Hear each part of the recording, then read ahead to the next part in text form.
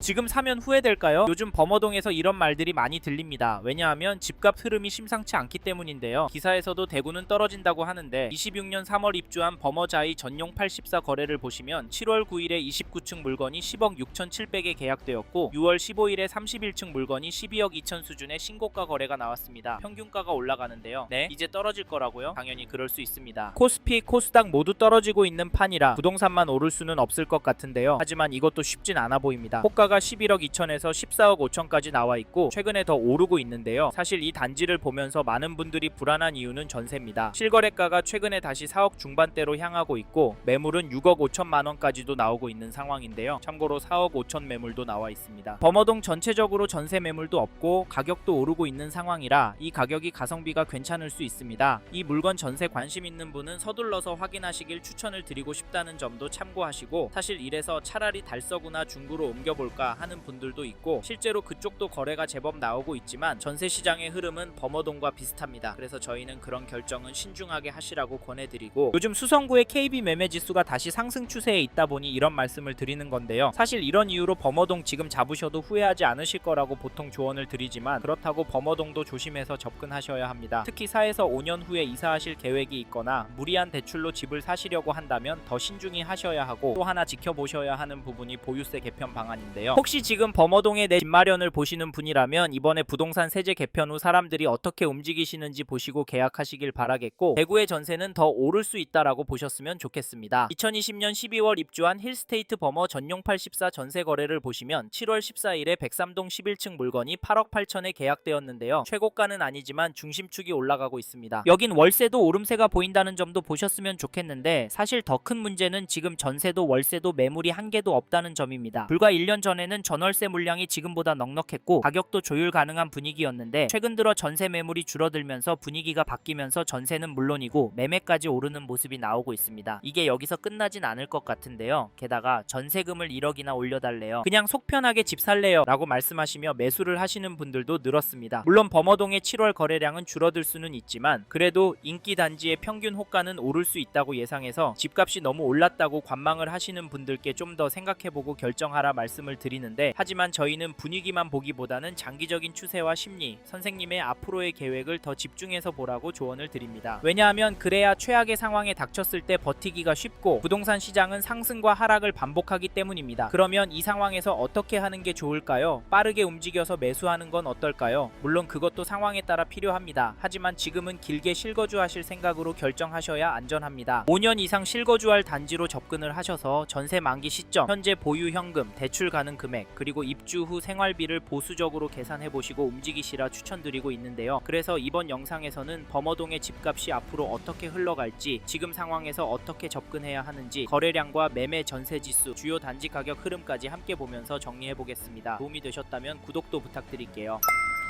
최근에 범어동도 분위기가 심상치 않다라는 말이 많이 들립니다. 왜냐하면 정부에서 부동산을 겨냥을 하고 있는데도 특히 집값의 움직임이 예사롭지 않기 때문인데요. 사실 기다리면 더 싸질 것 같기도 한데 현재의 흐름을 보면 조급해질 것 같습니다. 하지만 지금과 같은 시기에는 기사 몇 개, 문자 광고, 이야기 몇 개만 듣고 괜찮다, 별로다 판단하시면 안 되는데요. 이럴 때 가장 무서운 건 시장이 아니라 남의 말에 내 판단이 흔들리는 순간입니다. 그래서 저희는 세 가지 기준은 정리하고 움직이시라 추천을 드리는데, 첫째, 얼마나 보유할 계획이신지, 둘째, 지금 자금 구조가 무리 없는 상태인지, 셋째, 비교 중인 단지의 수익 구조가 어떻게 다른지입니다. 이 세 가지가 정리되지 않으면 지금 구간에서는 관망하시는 게 좋을 수 있습니다. 요즘 매물이 늘고 호가도 떨어졌다는 기사도 보이고 있지만 한편으로는 전월세 물량이 감소하고 있잖아요. 멈추자니 불안하고 들어가자니 더 불안한 구간이 지금 범어동일 수 있습니다. 사실 이런 분위기 때문인지 범어동이 속한 수성구의 아파트 거래량을 보시면 2월에는 435건 계약이 나왔고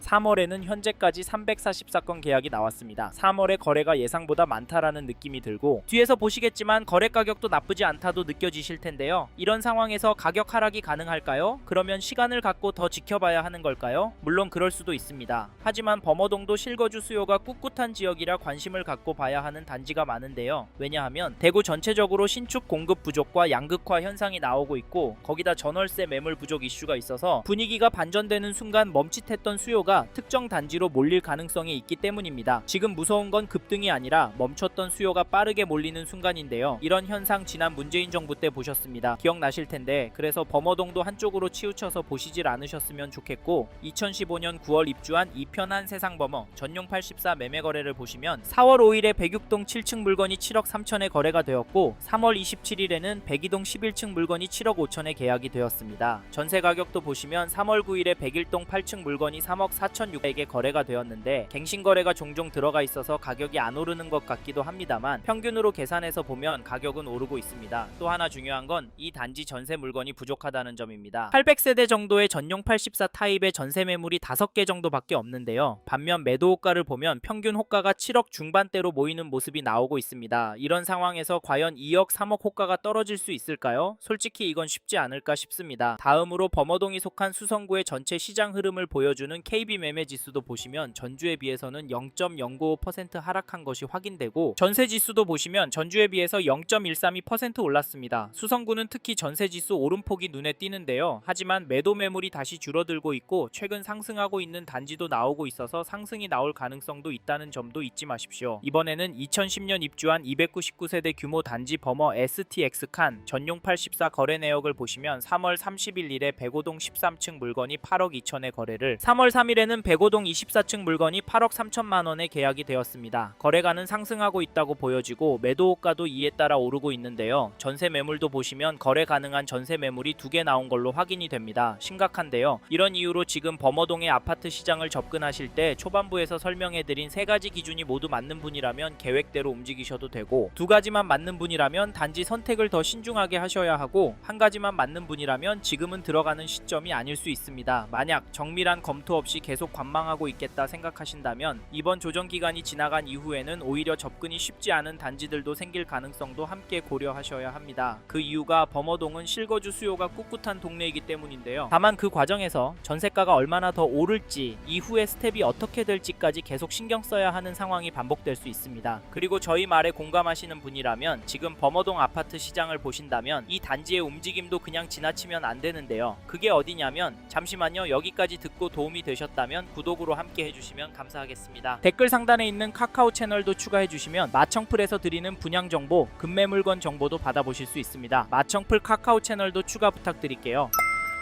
2022년 입주한 범어동의 힐스테이트 범어센트럴을 보시면 4월 3일에 전용 84, 102동 27층 물건이 10억 5천에 계약이 되었고 3월 20일에는 102동 3층 물건이 9억 4천에 도장을 찍었는데요. 이 단지 가격 어떻게 보십니까? 제 눈엔 조금씩 오르고 있다는 것으로 보입니다. 왜냐하면 평균 가격이 올라가고 있기 때문인데 대통령께서 다주택 규제 언급하고 난 이후에도 조금씩 움직이고 있는 것으로 보이는데요. 사실 지금 시점에 이 단지에도 거래가 나오고 있다는 점을 기억하셔야 합니다. 작년부터 시행된 강력한 규제들의 여파로 범어동 아파트 거래량도 가격도 많이 떨어질 거라고 예상했지만 큰 폭의 하락은 아직 나오고 있진 않습니다. 사실 저희 채널에서 다뤘던 서울이나 대구 전체 영상에서도 보셨듯이 매도 호가가 떨어지는 단지도 보이긴 하지만 범어동의 가격은 큰 변동이 없는 단지들도 나오고 있는 상황에서 싸게 내놓으려고 하는 매도인들이 나올까요? 나온다고 해도 수억씩 싸게 내놓을까요? 저희는 그 정도는 힘들 거라고 보는데요. 그래서 저희는 범어동에 관심 있는 분이라면 여기 힐스테이트 범어센트럴 가격 흐름을 적극적으로 지켜보시길 추천드리고 이 단지 전세가도 살펴보면 3월 27일에 103동 30층 물건이 4억 6천에 거래가 나왔는데요. 전세가는 확실히 오르진 않고 되려 떨어지고 있다. 갱신 거래가 많기 때문에 상승처럼 보이지 않는다고 하실 수 있지만 저희 감엔 올해 안에 5억이나 5억 5천까지도 무난하게 올라갈 수 있다고 보입니다. 그 주요한 이유를 전세 매물에서 찾고 있는데요. 현재 등록된 물건은 아쉽게도 없습니다. 전용 84가 275세대인데 나와 있는 전세 물건이 부족해서 평균 가격이 5억 5천대까지는 시간이 좀 걸릴 수는 있겠지만 전세 가격은 계속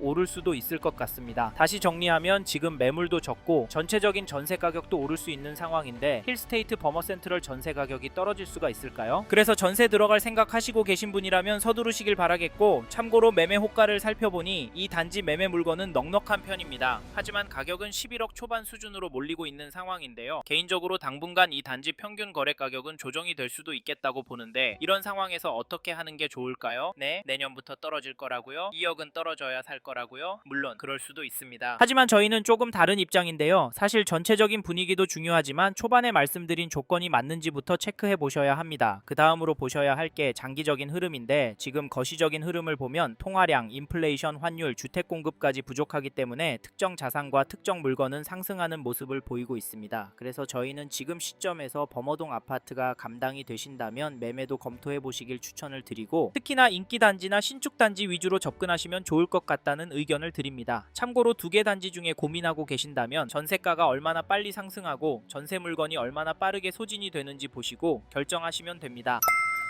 이번 영상에서 대구 수성구 범어동 아파트 현황과 앞으로 어떻게 될지에 대한 저의 생각을 말씀드렸습니다. 관심이 가신다면 영상이 끝나고 이 지역에 대해 좀 더 검색해 보시길 바랍니다. 이번 영상에서 언급된 내용들에 대하여 좀 더 궁금하신 내용이 있으시다면 댓글로 남겨주세요. 최대한 빠르게 답변을 드리도록 하겠습니다. 다음 영상에서도 부동산 투자에 도움이 되는 정보 나누어 드리도록 하겠습니다. 구독과 좋아요 그리고 알림 설정 부탁드립니다. 감사합니다. 좋은 하루 보내세요.